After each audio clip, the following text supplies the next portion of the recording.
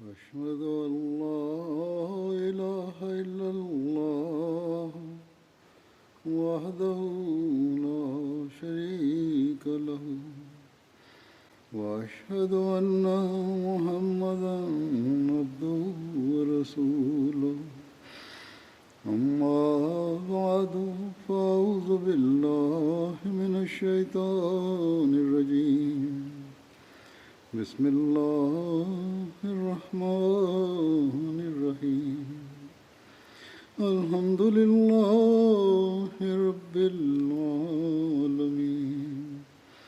الرحمن الرحيم مالك يوم الدين إياك نعبد وإياك نستعين اهدنا الصراط المستقيم صراط الذين أنعمت عليهم غير المغضوب عليهم ولا الضالين. Hazreti Halifatul Mesih peti da Allah bude njegov pomagač je rekao dok sam govorio o ashabima, o njihovom stanju i promjenama koje su se desile kad su prihvatili islam. Hazreti Muslim Maud je spomenuo Hazreti Omera radijallahu anhu kao jedan primjer. Ovo sam već spomenuo ranije, ali sada ću ponovo da spomenem. Hazreti Muslim Maud radijallahu anhu kaže: pogledajte kako su ashabi časnog poslanika sallallahu alejhi ve sellem postali i koji status su postigli. Oni su ovo postigli na način zato što su dali sve od sebe. Ako vidimo, oni su bili najveći protivnici poslanika sallallahu alejhi ve sellem. Ako pogledamo na Hazreti Omera radijallahu anhu, on je bio jedan od najvećih neprijatelja poslanika sallallahu alejhi ve sellem i krenuo je da ga i ubije. I kada je sreo nekog na ulici, taj ga je čovjek upitao: gdje si krenuo? On mu je odgovorio: krenuo sam da ubijem Muhameda sallallahu alejhi ve sellem. Taj mu je čovjek rekao: prvo odi ubi svoju sestru i zeta, pa onda ubi Muhameda. Kad je ovo Hazreti Omer radijallahu anhu čuo, još je postao ljući i krenuo je prema njihovoj kući. Njihova vrata su bila zatvorena. Tad je Hazreti Omer radijallahu anhu pokucao na njihova vrata i tražio je da otvore vrata. Kad su oni to čuli, bili su u velikom strahu i nisu mu otvarali vrata. Onda je Hazreti Omer rekao: ako ne otvorite mi vrata, kao on će ih provaliti. I tada se jedan ashab je tu bio, podučavao je Kur'anu i taj ashab i Omerov zet su se sakrili i njegova sestra je otvorila vrata. Hazreti Omer radijallahu anhu je upitao nju šta si radila i ko je bio što je nešto čitao njima. Ona je pokušala da promijeni temu. Onda je rekao: kogod je to učio treba da i meni kao pročita. I njegova sestra je rekla: ti nećeš poštovati to i ako želiš da nas ubiješ, mi to nećemo da uradimo. I onda je on rekao: kunem se da neću da budem kao negativan prema tome. To jeste neće, bit će sa poštovanjem će se obhoditi prema tome. I onda bili su mu ti ajeti pročitani i počeo je da plače i onda je otišao prema poslaniku sallallahu alejhi ve sellem i dalje je nosio mač u ruci. Kad ga je poslanik sallallahu alejhi ve sellem ugledao, rekao mu je: Omere, šta je, dokle će ovo da traje? I onda je Hazreti Omer i tad je plakao i rekao je: krenuo sam da te ubijem, ali i ja sam sa kao riječima iz Kur'ana dotaknut. Što se tiče koliko se Hazreti Omer radijallahu anhu bojao uzvišenog gospodara, u hadisu Hazreti Omer radijallahu anhu je rekao i kada koza nestane u Eufratu rijeci, ja se bojim da će me Allah držati odgovornim za to. U drugom hadisu se spominje da je Hazreti Omer radijallahu anhu rekao da ako kamila nestane u Eufrat rijeci, boji se da će ga Allah dželešanuhu držati odgovornim za to. Hazreti Enes bin Malik prenosi, kaže, bio sam jednog dana sa Omerom radijallahu anhu u nekoj bašči i čuo je kako Hazreti Omer govori sebi: o sine Hatabov, postao si vođa kao muslimana i trebaš da se mnogo bojiš Allaha. A u drugom smislu on će zaista da te kazni ako ne budeš se bojao. Kafa bil mauti, a na njegovom prstenu je pisalo to da je smrt kao smrt treba da bude uvijek da podstiče ljude da se boje Allaha. Abdullah bin Šehzad prenosi da je čuo kako Hazreti Omer radijallahu anhu plače mnogo u namazu, učeći sljedeći ajet. To jeste ajet koji govori da jedino svoju tegobu samo Allahu dželešanuhu, kao Allahu predstavljam to. Hazreti Halifatul Mesih IV. Rahimullah je ovo spomenuo u hudbi, ovaj ajet. On govori u vezi ovoga svojim riječima, da je Hazreti Abdullah bin Šehzad rekao da je jednom Hazreti Omer predvodio namaz i da je ovaj prenosijec bio u zadnjem safu. Kako god mogao sam da čujem Hazreti Omera koliko je dovio, da sve moje probleme i sve moje poteškoće ja predstavljam Allahu dželešanuhu i ne treba mi niko drugi da govorim nikom drugom o ovome.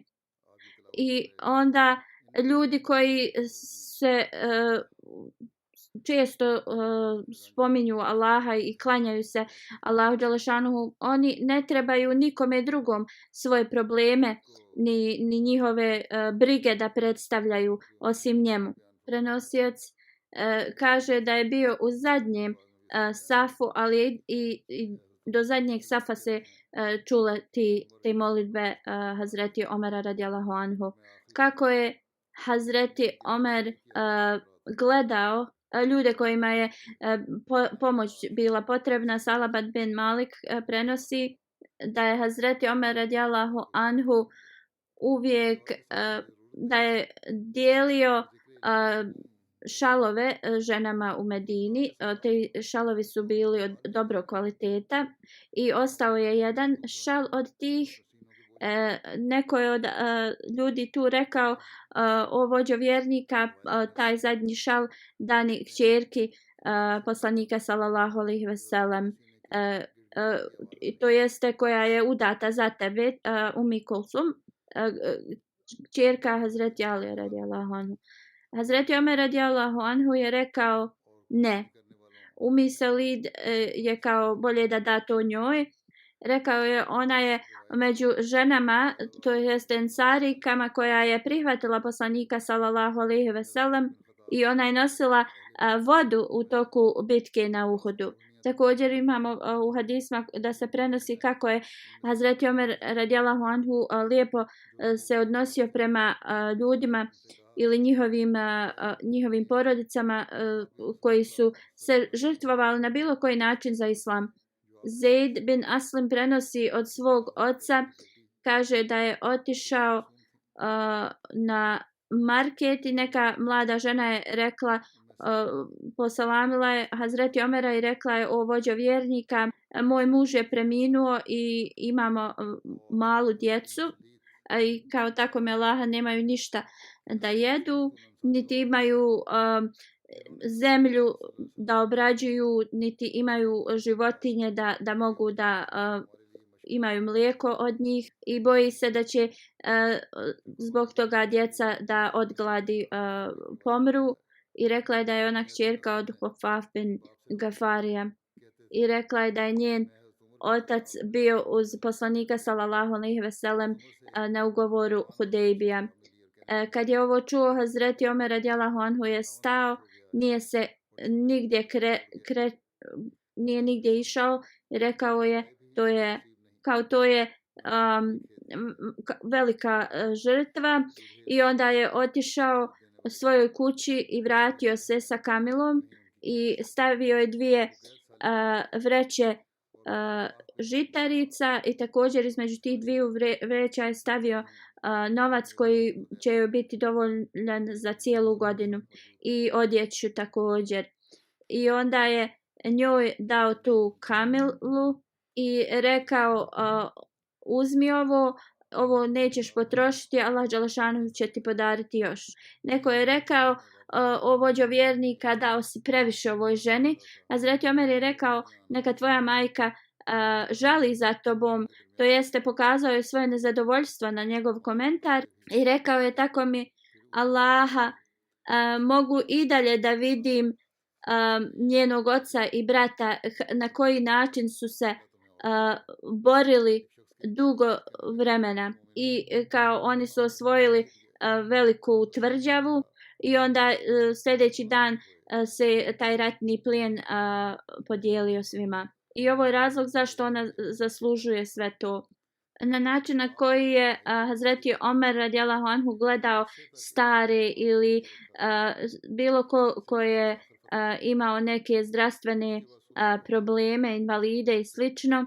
Hazreti Talha radijallahu anhu prenosi da jedne noći je vidio da Hazreti Omer ide iz svoje kuće i vidio ga je da ulazi u jednu kuću pa u drugu i tako dalje. I onda je Hazreti Talha otišao u tu jednu kuću i vidio je jednu staricu koja je bila slijepa. Hazreti Talha je upitao onaj čovjek koji je dolazio po noći zašto je dolazio, šta radi ovdje. Ta žena kaže on meni pomaže već dugo vremena, on radi moj posao i počisti. I onda je Hazret Talha rekao o Talha neka tvoja majka žali za tobom, otišao si da tražiš neku krivicu u vezi Omera radijallahu anhu, a našao si sasvim drugačiji odgovor. I ovdje možemo vidjeti službu koja je izvanredna i način na koji je Hazreti Omer radijallahu anhu služio svoj narod.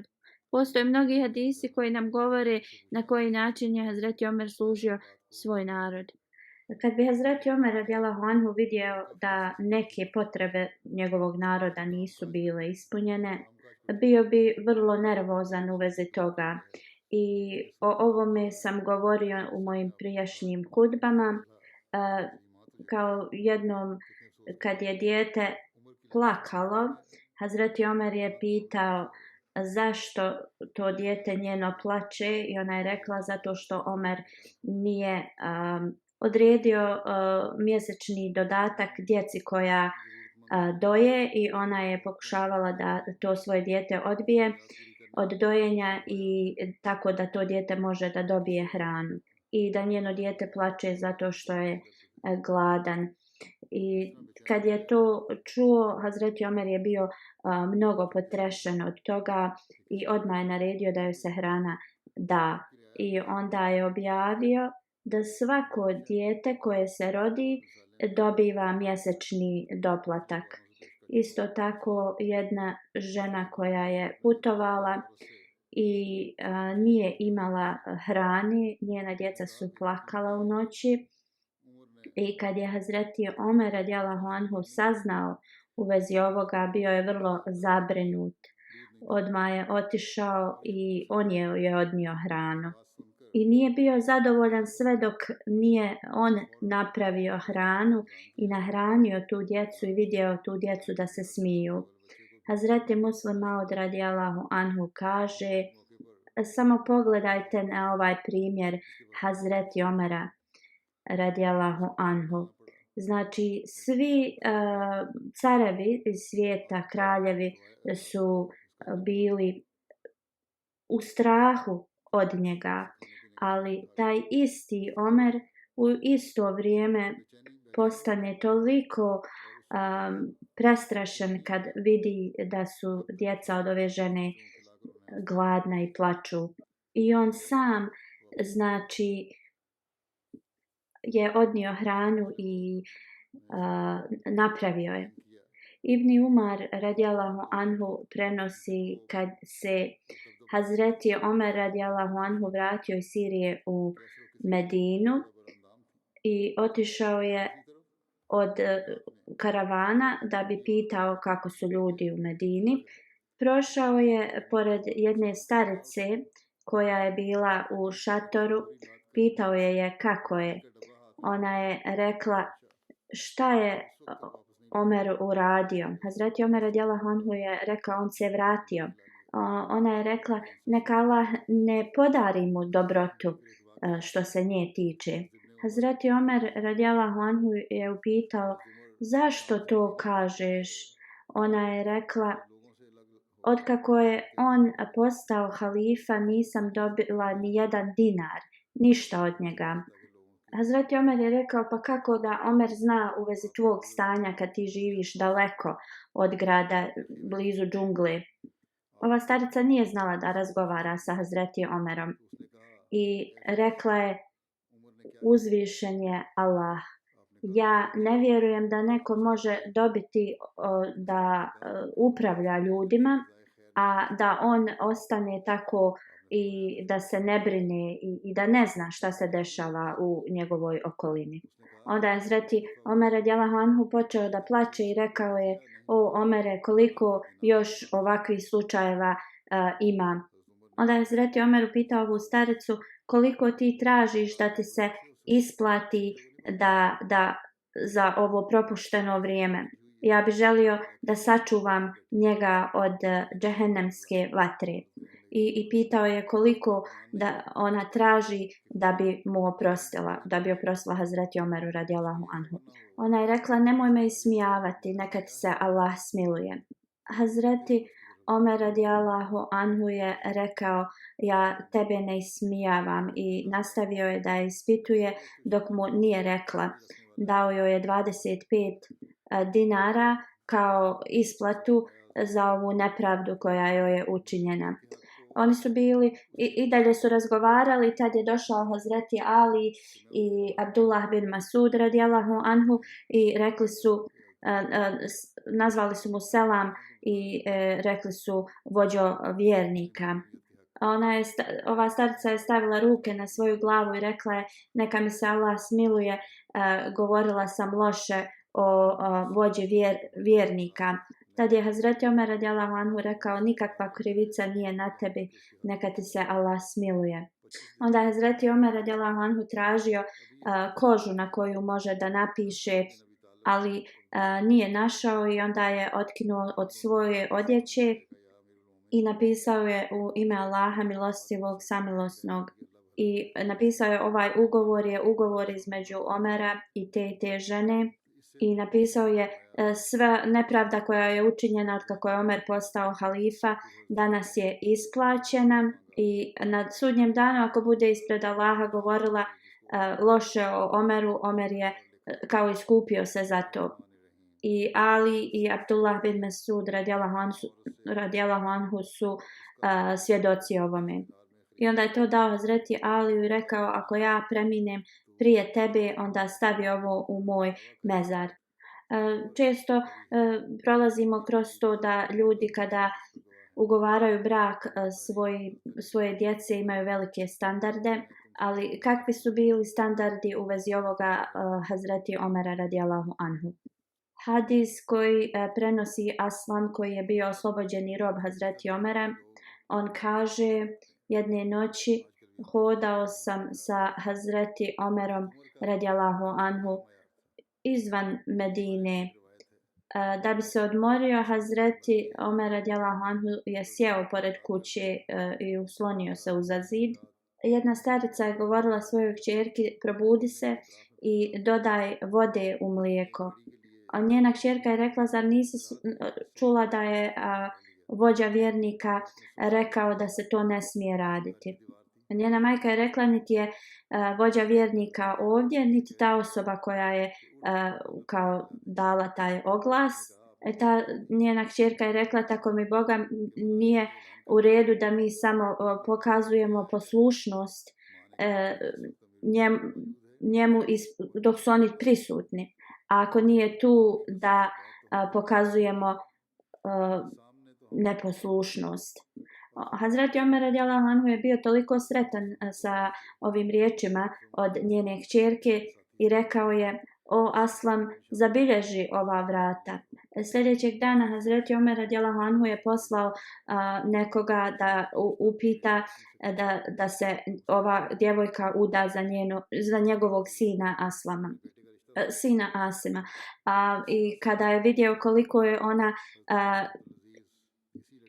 iskrena, Hazreti Omer radijallahu anhu je želio da se njegov sin oženi s njom. U jednom hadisu Selima prenosi, išao sam kroz market jednog dana i Hazreti Omer je također prolazio tuda. Hazreti Omer je nosio kao bič u svojoj ruci i rekao mi je da o Selima hodaj u stranom i udario me po mojoj odjeći tim njegovim bičem. Pomjerio sam se u stranu, Hazreti Omer nije ništa govorio. Godina dana je prošla od toga i opet sam se sreo sa Hazreti Omerom na tom marketu. Hazreti Omer radijallahu anhu me je pitao, o Selima, da li planiraš ići na hadž ove godine? Odgovorio sam da, vođo vjernika. Tad je me on uzeo za ruku i odveo me njegovoj kući i onda mi je dao jednu kesicu u kojoj je bilo 600 dirhama i rekao mi je, o Selima, koristi ovo za bilo koje potrebe koje budeš imao. I ovo je da bi se ja također iskupio prije godinu dana kad sam te udario svojim bičem. I Hazreti Selma kaže, rekao sam, o vođo vjernika, ja sam totalno zaboravio u vezi toga i danas si me posjetio na to. Hazreti Omer radijallahu anhu je također uvijek gledao i obraćao veliku pažnju na cijene na marketima. Jednom je neki trgovac došao i prodavao je nešto tako jeftino što drugi na marketu nisu mogli priuštiti sebi da prodaju tako jeftino. Hazreti Omer radijallahu anhu je prošao pored njega i obratio mu se i rekao da zbog njegovih niskih cijena drugi prodavači prolaze kroz poteškoće. Znači, Islam je zabranio i preskupe i prejeftine cijene. Amir prenosi da je jednom osoba došla kod Hazreti Omera radijallahu anhu i on mu je rekao, ja imam kćerku koja je bila živa ukopana u toku džahilijeta. Kako god ja sam je izvadio prije nego što je ona umrla u pijesku. Onda kaže, posle kad je prihvatila Islam, bila je data kazna za nešto što je loše učinila i ona je zbog toga uzela nož da se ubije. Ja sam pokušao da je spasim, ali je već bila presjekla svoje vene. I ja sam je tad, znači da on je njegovao i ona se oporavila i iskreno se pokajala i onda je rekao, o vođo vjernika, sada mene pitaju da se ona traži njenu ruku da se uda za neke, ali da li ja trebam tim ljudima da kažem u vezi njenog života i u vezi ovoga što se je desilo i šta je ona uradila?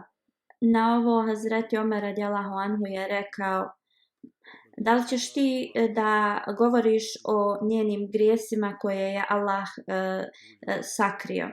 I onda je rekao, tako mi Boga, ako ikome kažeš ovo u vezi nje, ja ću da tebe kaznim ispred cijelog grada. I to će biti svima kao pouka. I ti trebaš da je udaš kao svaku drugu pobožnu muslimanku. I zaboravi šta se je desilo u prošlosti. Zabilježeno je da je se neka dolina zvala Amvas, 6 milja udaljena od Ramla mjesta. Prema knjigama iz historije to se zove mjesto gdje je kuga se desila i onda se proširila cijelom Sirijom. Mnoge smrti su se desile zbog ove kuge. Neki zabilježavaju da je bilo 25.000 mrtvih. Hazreti Omer radijallahu anhu je krenuo prema Siriji i došao je do Shr. Tu se je sastao sa komandantima iz armije. To je bilo jedno selo kod Tabuka koje je blizu Sirije, granice Sirije. Tu su ga informisali da u Amvasu kuga hara i Hazreti Omer se vratio natrag. Detalje detalji su zabilježeni u Buhariju. Također sam ovo spominjao u vezi drugog ashaba u prijašnjim hudbama. I kad je Hazreti Omer radijallahu anhu došao do ovog mjesta, sastao se sa komandantima armije i on je bio informisan da ima kuga u Siriji. Hazreti Omer je želio da čuje mišljenja drugih ashaba. Prvo je pozvao muhadžire. Neki su govorili da trebaju da nastave, dok su drugi rekli da trebaju da se vrate, zbog toga što su ashabi časnog poslanika sallallahu alejhi ve sellem bili prisutni, onda trebaju da se vrate natrag, a ne da idu naprijed gdje kuga je se proširila. Hazreti Omer radijallahu anhu im je rekao da odu i da pozovu Ensarije, i Ensarije su također bili istog mišljenja. Onda je Hazreti Omer pozvao starije Kurejšije. Oni su svi rekli da trebaju da se vrate nazad jer ne trebaju da idu u mjesto gdje ima kuga. Hazreti Omer radijallahu anhu je prihvatio ovaj prijedlog i odlučio da se vrati nazad. Hazreti Ebu Ubejda je rekao da li je moguće da osoba pobjegne od nečega što je Allah mu propisao. Hazreti Omer radijallahu anhu je rekao, o Ebu Ubejda, želio bi da je neko drugi rekao te riječi koje si ti sad izgovorio, da to nisi bio ti. Zaista mi se odlazimo od jednog Allahovog određenja prema drugom. Da imaš neke kamile pa dođeš u jednu dolinu gdje s jedne strane je zelena trava, s druge je suha zemlja. Zar ne bi bila Allahova odredba da ih odvedeš na stranu gdje je zelena trava, da se mogu najesti? A isto tako, ako bi odlučio da odeš na stranu gdje nema trave, zar i to ne bi bilo Allahovo određenje? Prenosilac ovog hadisa kaže, tada je Hazreti Abdurrahman bin Auf stigao. On je bio nečim drugim zauzet i nije bio na tom skupu. Hazreti Abdurrahman bin Auf je rekao, ja imam odgovor za ovaj problem. Čuo sam jednom da je poslanik sallallahu alejhi ve sellem rekao da ako čujemo da postoji negdje u nekom mjestu neka zarazna bolest, onda mi ne trebamo da putujemo tu. A ako se također osoba živi u tom mjestu, onda ne trebaju da napuštaju to mjesto da bi pobjegli od te bolesti i da idu u druga mjesta. Kad je ovo čuo, Hazreti Omer se zahvalio Allahu dželešanuhu i krenuo nazad. Zbog toga, zato što nije još bio ušao u tu mjesto gdje je kuga bila, Hazreti Omer radijallahu anhu se je vratio. Ali pošto je Ebu Ubejda bio komandant i već je bio u tom mjestu, onda je on ostao tu sa armijom. Kada se vratio u Medinu, Hazreti Omer radijallahu anhu je bio vrlo zabrinut za muslimane u Siriji i razmišljao je kako da se muslimani zaštite od te kuge. Posebno se brinuo u vezi Hazreti Ebu Ubejda radijallahu anhu i jednog dana Hazreti Omer radijallahu anhu poslao pismo Hazreti Ebu Ubejdi i rekao da mu je on potreban za neki posao i kada dobije to pismo da se odmah treba vratiti u Medinu. I rekao mi je, ako ovo pismo dobiješ po noći, ne čekaj jutro pa da kreneš. A ako ga dobije izutra, ne treba čekati večer da krene nazad. Ovo je taj stepen ljubavi koju je on osjećao prema Hazreti Ebu Ubejdi. Kada je Hazreti Ebu Ubejda pročitao ovo pismo, rekao je, ja znam razlog zašto me vođa vjernika treba. I rekao je, neka Allah bude milostiv prema Hazreti Omeru, on želi da produži život onome kojemu je određeno. To jest drugim riječima da Allah dželešanu zna najbolje šta je zapisano za njega.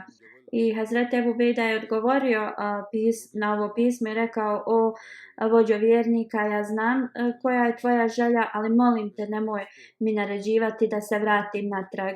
Dozvoli mi da ovdje ostanem, ja sam jedan od vojnika ove armije, šta god je Allah odredio, to će da se desi, ali kako da ja njih ostavim? Kad je Hazreti Omer radijallahu anhu pročitao pismo, počeo je da plače. Ti prisutni ashabi koji su bili tu rekli su, o vođo vjernika, da li je Hazreti Ebu Ubejda preminuo? A Hazreti Omer je rekao ne, ali postoji mogućnost da će.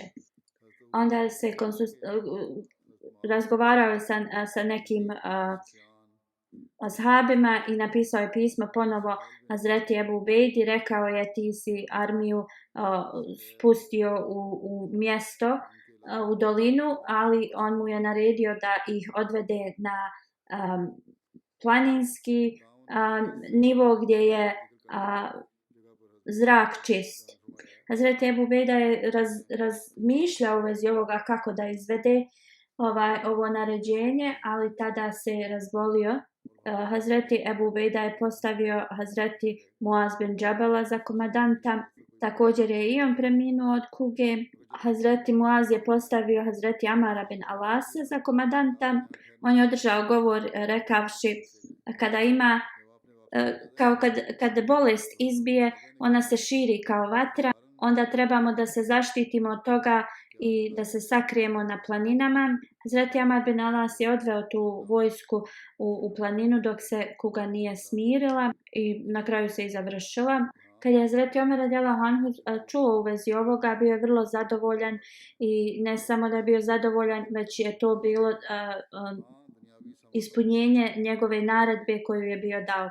Osim Ebu Ubejde, Hazreti Muaz bin Džebel, Hazreti Jezid Ebu Sufjan, Haris bin Hišam, Suheil bin Amr, Utba bin Suheil i još mnogi poznati ashabi su tad preminuli od kuge. Hazreti Habad bin Džuveir kaže da u toku hilafeta Hazreti Omera radijallahu anhu bila je velika suša. Hazreti Omer radijallahu anhu je otišao s ljudima i klanjali su namaz za ovo. Tražili su, dovili su za kišu, to jeste klanjali su 2 rekata i onda je se zagrnuo svojim ogrtačom, stavio je svoju lijevu ruku na desno rame, a onda je digao ruke i dovio, Allahu, molimo te za tvoj oprost i molimo te da nam podariš kišu. Hazreti Omer radijallahu anhu se nije ni pomakao sa tog mjesta, a kiša je počela da pada.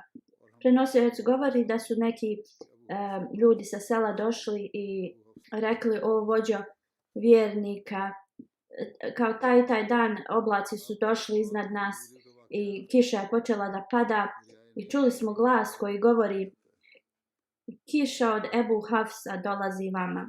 Kiša od Ebu Hafsa dolazi vama. Također hadis u vezi primanja dovje Hazreti Omera radijallahu anhu u vezi rijeke Nila. Prije proširenja islama, ljudi oko rijeke Nila su imali neki ritual da kao rijeka Nil nadođe kad skoro presuši. Da li je taj ritual radio ili ne, Allah zna najbolje, ali kad se islam proširio, ovo se zaustavilo. Kejs bin Hadžadž prenosi kad su osvojili Egipat, lokalni narod je došao. Rekli su ovo poglavicom, mi imamo taj neki ritual koji radimo i ako to ne uradimo, kao Nil se zaustavi. Hazreti Amar im je pitao šta je to.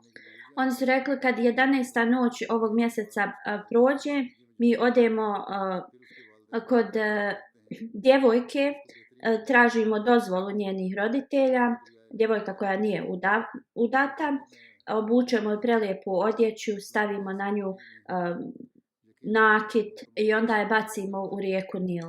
Hazreti Amar je rekao ovo Islam nikada neće tolerisati. I slične ovakve tradicije koje imate će da se zaustave. I oni su to prestali raditi, ali Nil je presušio. Ljudi su htjeli da napuste ovo mjesto. Hazreti Amar je napisao pismo Hazreti Omeru radijallahu anhu. Hazreti Omer radijallahu anhu je napisao šta si im ti rekao je tačno. Islam je donio kraj svim ovakvim tradicijama. Također je napisao jednu malu ceduljicu u tom pismu. Rekao je, napisao sam jednu malu ceduljicu u ovom pismu.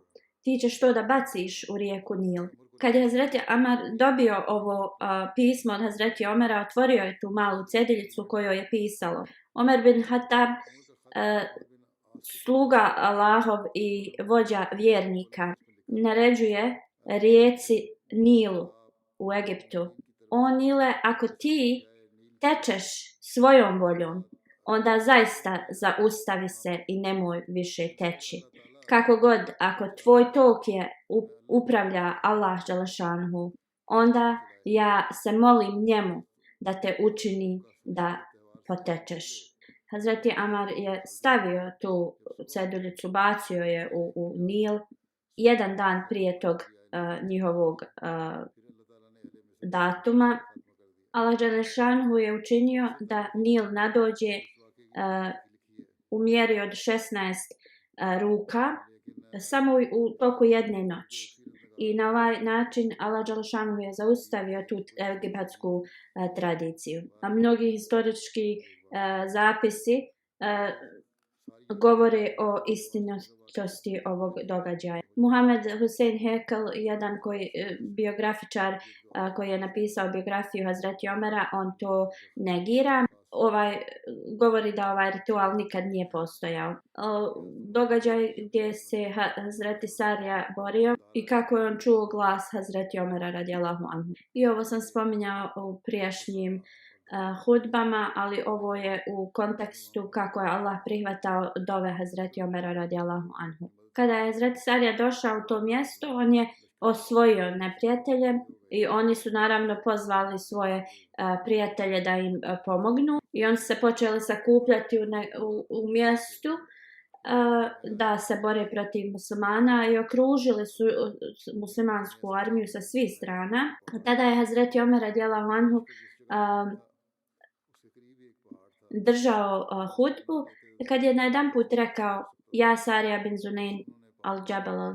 O Sarija bin Zunayn, planina. Muslimani su bili blizu neke planine i ako muslimani odu tu, znači neprijatelj će ih samo moći napasti sa jedne strane. I muslimani su odmah otišli tu na tu planinu i borili su se protiv neprijatelja i bili su pobjednici, plus su dobili veliki ratni plijen. Obećani Mesija alejhi selam kaže u vezi ovoga da su poslanikovi ashabi prošli kroz mnoge stvari koje možemo nazvati čuda koja se ne dešavaju svakodnevno. I ja sam pročitao čitav ovaj zapis obećanog Mesije u prijašnjim hudbama i također ako uzmemo i sad ovaj navedeni primjer od rijeke Nila, naravna stvar da možemo da povjerujemo da se to desilo, a ne da povjerujemo ovim tvrdnjama nekih historičara. Također znamo incidenat u vezi kape koja je bila blagoslovljena Omerovom dovom za bizantijskog cara. Hazreti Muslim Maud u vezi ovoga piše da u toku hilafeta Hazreti Omera radijallahu anhu bizantijski car je imao ogromne glavobolje. pokušali su da ga izliječe, ali nije mogao naći lijeka. Neko mu je rekao da piše Hazreti Omeru da piše, on će mu nešto kao poslati blagoslovljeno i on će se također moliti za njega i kao Omerovom dovom ozdravit ćeš. On je poslao pismo Hazreti Omeru radijallahu anhu. Hazreti Omer radijallahu anhu je pomislio kako su ovi ljudi arogantni. Ovaj bizantijski car je poslao kao svog predstavnika i oni su tražili neku stvar koja će biti blagoslovljena za ovog cara i koja će mu pomoći da ozdravi. Hazreti Omerovu uopće mu se nije svidjelo i on je onda odabrao, ali kao da ispuni taj zahtjev, odabrao je neku vrlo staru kapu, bila je sva isplekana, znači totalno stara. I želio je da od tog cara ta arogantnost nestane. Naravno, kad je on vidio tu kapu, taj car nije želio da je stavi na glavu. Kako god Allah dželešanuhu je njemu htio da dokaže da jedino blagoslovi dolaze sad preko poslanika sallallahu alejhi ve sellem. On je dobio toliku glavobolju da je poslao svoje sluge po tu kapu. Čim je stavio kapu, njegovi bolovi su počeli da se smanjuju. Njegova glavobolja se uvijek vraćala nakon 8 do 10 dana i on je znači bio primoran da u svome dvoru stavi tu staru kapu. Zvratimo se malo dalje govori, ovaj znak koji je Allah dželešanuhu pokazao tom Cezaru ili caru ima drugi također aspekt. Jedan ashab je bio zarobljen od ovaj ga je car zarobio i on je naredio da mu se da meso od svinje. Ovaj ashab je radije gladovao nego da oproba tu svinjetinu. Iako islam dozvoljava za preživljavanje osoba može jesti svinjetinu, ali on je rekao da je on bio ashab poslanika sallallahu alejhi ve sellem i da on to neće da uradi. I poslije mnogo dana kada bi skoro bio na smrti od gladovanja, taj bizantijski car bi mu donio i nešto bi mu dao da jede. Ali opet, čim bi se malo oporavio, bilo bi mu naređeno da ga mogu samo hraniti svinjskim mesom. Niti mu je dao da umre, niti mu je dozvolio da živi normalno. I neko mi je rekao zbog toga što on što je zarobio tog muslimana, zbog toga on prolazi kroz te glavobolje i da će mu jedino to prestati ako dobije nešto od Hazreti Omera radijallahu anhu. A kada je Hazreti Omer radijallahu anhu poslao tu kapu i kad ga je napustio njegov taj bol i agonija, on je bio toliko zadovoljan da je oslobodio ovoga ashaba. Ovo ga, iako mu je pomagalo, razlučivalo ga je toliko i on je onda otvorio tu kapu i u njoj je bilo zamotana mala ceduljica gdje je pisalo ime Allaha, milostivog, samilosnog. Ovo je zapisano u Tafsire Razi. Također imamo dove koje je učio Hazreti Omer radijallahu anhu i prenosi se da je Hazreti Omer učio ove dove. Prijevod ovih dova, Allahu moj, učini da moja smrt bude uz pobožne ljude i ne ostavljaj me sa zlim ljudima. Sačuvaj me kazni od vatre i uključi me među pobožne ljude.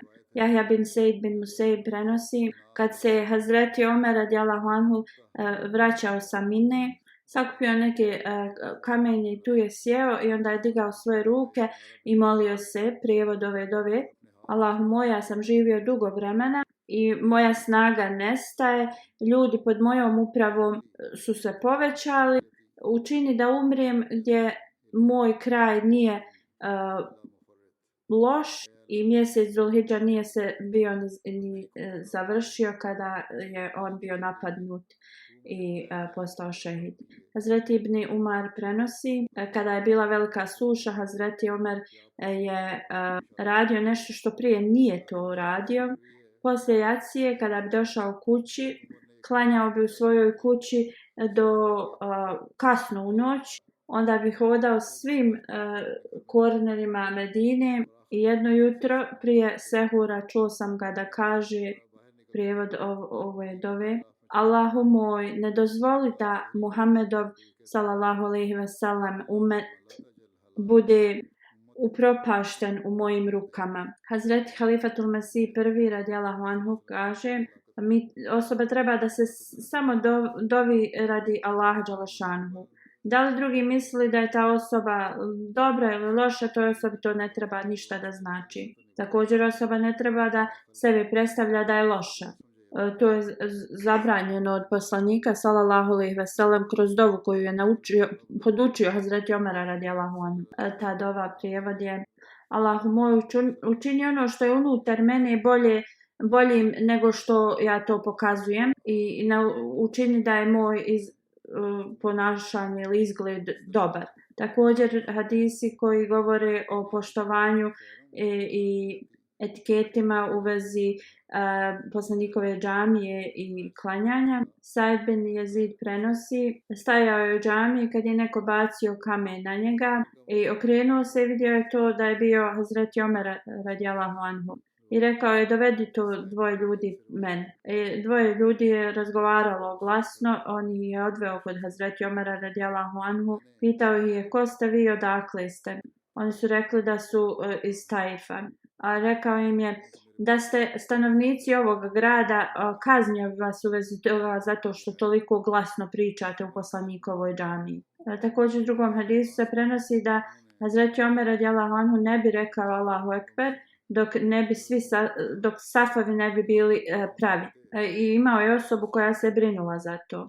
Ebu Usman Nadi prenosi: kada bi se ikamet proučio, Hazreti Omerova leđa bi bila okrenuta prema kibli i razgledao bi i rekao bi: ti priđi naprijed, ili ti vrati se nazad. Drugim riječima, da bi se uvijek pobrinuo za safove. I onda kad bi safovi bili pravi, onda bi se okrenuo prema kibli i rekao Allahu ekber.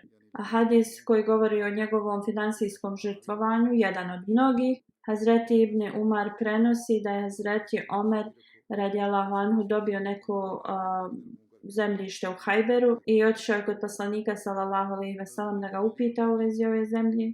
Rekao je: o Allahu poslaniče sallallahu alejhi ve sellem, dobio sam neko zemljište u Hajberu. Prema mom mišljenju nema bolje kao zemljište od ovoga. Koji je tvoj savjet u vezi ovoga? Časni poslanik sallallahu alejhi ve sellem je rekao: ako želiš, dani ga na Allahovom putu i šta god zaradiš od toga troši na siromašne. Nafiz kaže da je Hazreti Omer radijallahu anhu dao to kao sadaku. I uslov je bio da neće biti prodato, da neće nikome biti poklonjeno, niti da će to biti kao nečije nasljedstvo. Ovo je bilo da ljudi za siromašne, da se oslobode robovi i tako slično. Nešto moralo je biti na Allahovom putu potrošeno. Rekao je: oni koji se brinu za tu zemlju mogu da imaju koristi od nje, ali ne da gomilaju bogatstvo od toga. Kad bi god to mogao, Hazreti Omer radijallahu anhu bi uvijek se žrtvovao finansijski na Allahovom putu. Također znamo kad je poslanik sallallahu alejhi ve sellem tražio da se daju donacije, da je Hazreti Omer jednom donio pola svoje imovine. Ovo sam već spominjao. Hazreti Omer radijallahu anhu se bojao toliko Allaha, kada je trebao da premine, on je plakao i govorio je: ne zaslužujem nikakvu nagradu. Jedino što želim jeste da budem sačuvan kazni. I ovo je bio stepen do kojeg je on se bojao Allaha dželešanuhu. Ako Bog da u budućnosti još ostaju neki detalji u vezi Hazreti Omera i spomenut ću ih.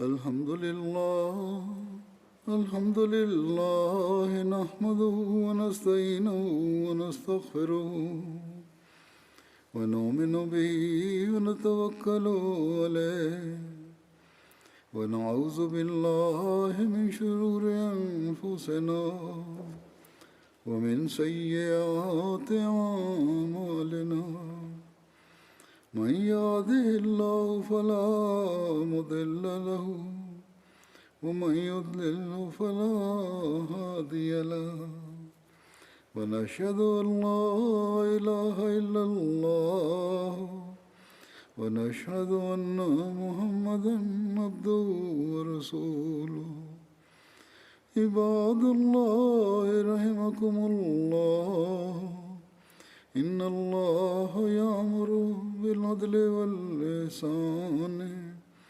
وإيتاء ذي القربى وينهى عن الفحشاء والمنكر والبغي يعظكم لعلكم تذكرون اذكروا الله يذكركم وادعوه يستجب لكم ولذكر الله أكبر.